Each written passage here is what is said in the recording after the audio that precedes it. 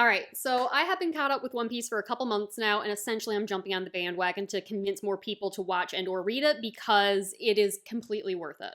So I'm going to start with complaints that I see online for either why people drop the series or don't want to start the series. The obvious one being it is just too long.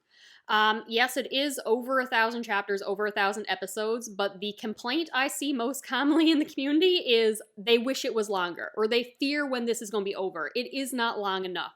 I am dreading the day that One Piece is over and I don't have another chapter to read. Like, that is a genuine fear of mine.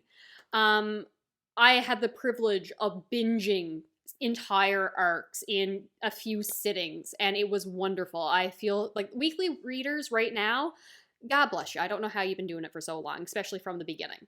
Like, my main complaint for the final completed arc was I needed it to slow down. So much was happening. I wanted to spend more time on these things. I needed more chapters. Keep in mind, this took 4 years for the manga to be wrapped up with this arc, and my complaint was I needed them to slow down. I needed more chapters. It was not long enough. So, no, One Piece is not too long. It is an investment. It is a time. It takes a lot of time to get into it. You could binge it in a couple months very easily. It is addictive. You will not want to stop. But take your time, go through it slowly, enjoy the journey that you are going through. There are no arcs worth skipping. It is not too long. If anything, it needs to be longer. That is my argument. To anyone who had started the anime and said the pacing was odd, it's so dragged out, I agree. 100%. I physically cannot watch the anime. I made it to Arlong Park, and I'm just like, it's a good story. It's not for me. I can't watch this. So I switched to the manga. If that is a complaint you have, switch to the manga because it is perfect. The pacing is beautiful. It never feels dragged out. It is honestly fantastic. Yes, you do lose some with the charm of the voice acting and obviously the music and soundtracks, which are flawless in the anime. So I do regret that I can't watch that. Yes, I will be watching One Piece eventually, because that does apparently fix the majority of the pacing issues. I am praying for a One Piece Kai when it's all said and done and it's re-released with that fixing of the pacing. So yes, genuine complaint, very valid, but I am in the minority. Most people absolutely adore the anime and are able to deal with the pacing or are not bothered by it. So if you haven't tried it, I still recommend the anime. I just can't watch it myself. Complaints that it is just too goofy, whether that be the art style, the powers, or some scenes that they've watched. Yes, One Piece is goofy. It's very humorous and very charming. I believe Oda purposely did this, having these insane character designs, these goofy lines and scenes, so he can handle the, without spoilers, brutality and dark subject matter with the younger audience and not like go into depressingly dark and brutal, essentially.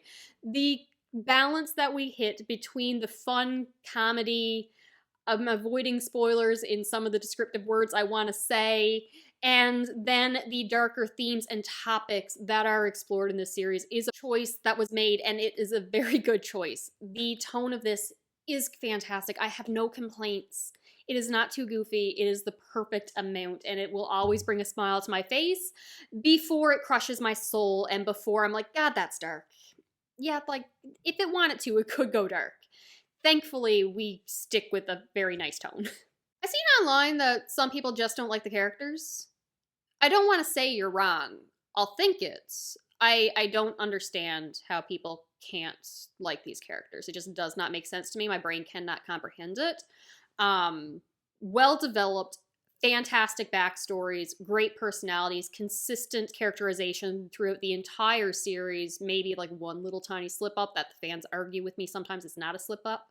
I have cried over these characters so many times. Like, there is no way I can understand how anyone can dislike these characters. I don't feel like that's a valid complaint. If you don't like the character designs, that's fair, but I feel the art style grows on you very quickly. I'll give you the proportions of female characters if that's a complaint of yours and you're like, it throws me off, I can't take anything seriously when they're drawn like this. It's less distracting in the manga. Still there, but it's fine.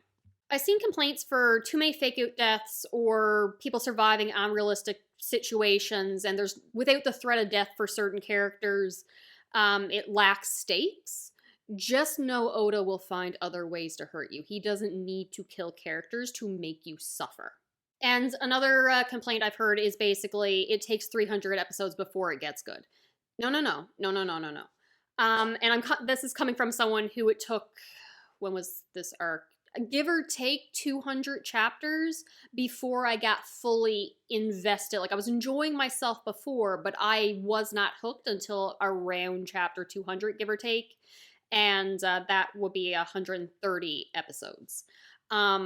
Mostly because I was looking for an investment and a meandering storyline. This is not a concise story. You are developing the world and the characters before the plots, in my opinion, really became a focus. And I'm just like, I'm looking for that plot focus. But it has been fantastic from the very beginning. And I think just a small tweak in my expectations going in would have made me invest it far, far, far sooner. So, without spoilers, essentially you have Monkey D. Luffy, who is on a journey to get a crew, become the Pirate King. Now, this is not a tangible goal in the beginning that I understood. I understood, okay, you have to sail around the entire world. Only one person has done it before, and they were named the Pirate King.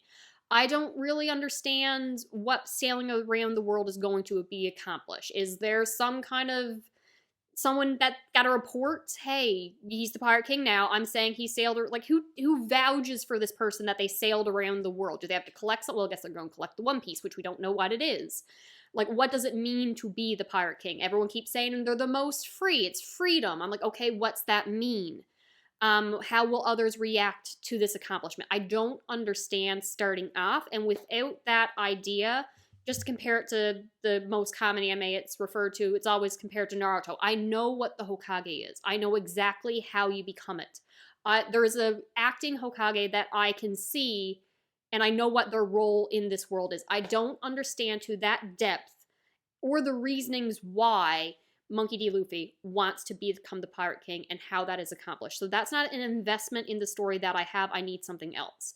Okay, we're going around, we're collecting our group, we're going to different islands. And I'm like, maybe this is a little repetitive. I love the backstories, I love the fights, I love introducing these characters, but I've never loved a meandering storyline of just individual, isolated islands and events. Everything becomes connected later on, so very much. The world building and how breadcrumbs have been set up from the beginning and have long-lasting consequences. Oh my god. Beautiful, beautiful, but I didn't know that starting off.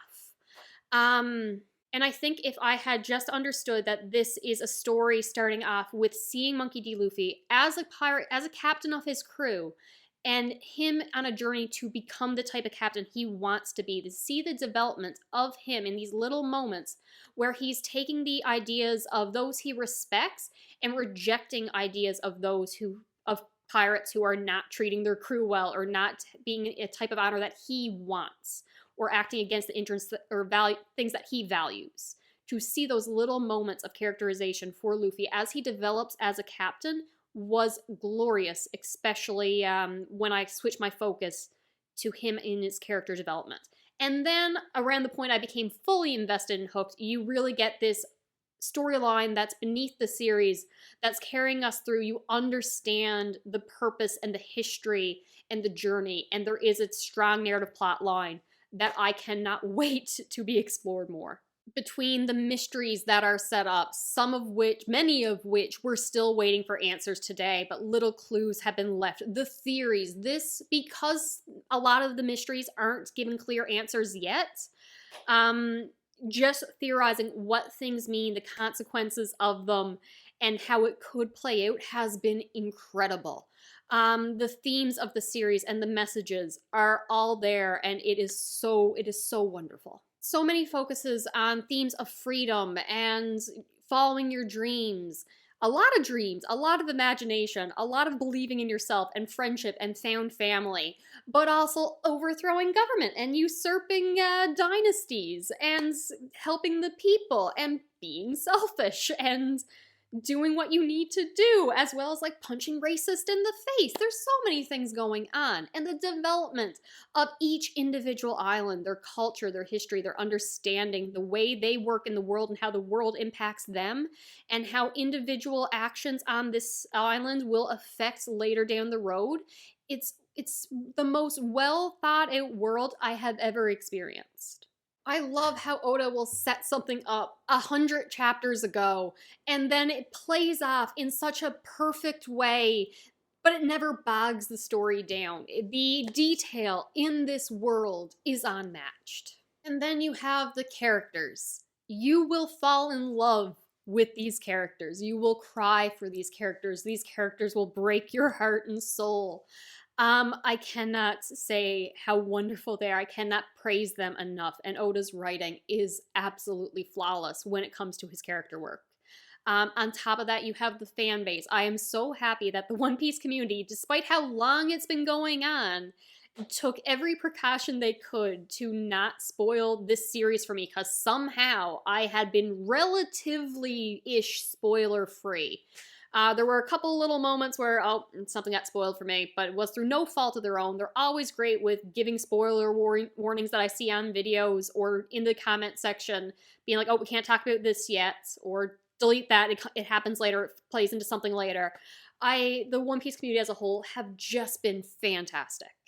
Oda takes inspiration from history and politics and the world and everything, and integrates it so flawlessly into this story while making you feel the strongest emotions. I have laughed till I cried, and then just as suddenly am crying from pure just sadness or anger and rage. I have slipped into near depression for an event that happened in this series that I now have to reread soon, because I need to find an image for a tattoo that I'm going to get for One Piece, which means I have to re-experience that arc to figure out which moment from it I will take. God help me. Then you have the antagonist, who so well developed. You have characters that they're going up against, and you hate them. Then there's ones you love to hate, ones you just love, ones you understand. You're like, that's terrible, you're horrible, but I get where you're coming from. And then you have the one that I have replaced their name with just an insult, because they deserve it, and that's their name now. I cannot sing the praises of this series enough. I would recommend One Piece to everyone and anyone, and I never want this series to end, ever. So yes, read One Piece or watch One Piece. It is 1000% worth it. If it's not for you, I don't understand why, but please give it a shot. Give it your best try, because, oh, it's so worth it. It is so worth it, and I love it. All right, that is all I got for today. I will talk to you later. Bye.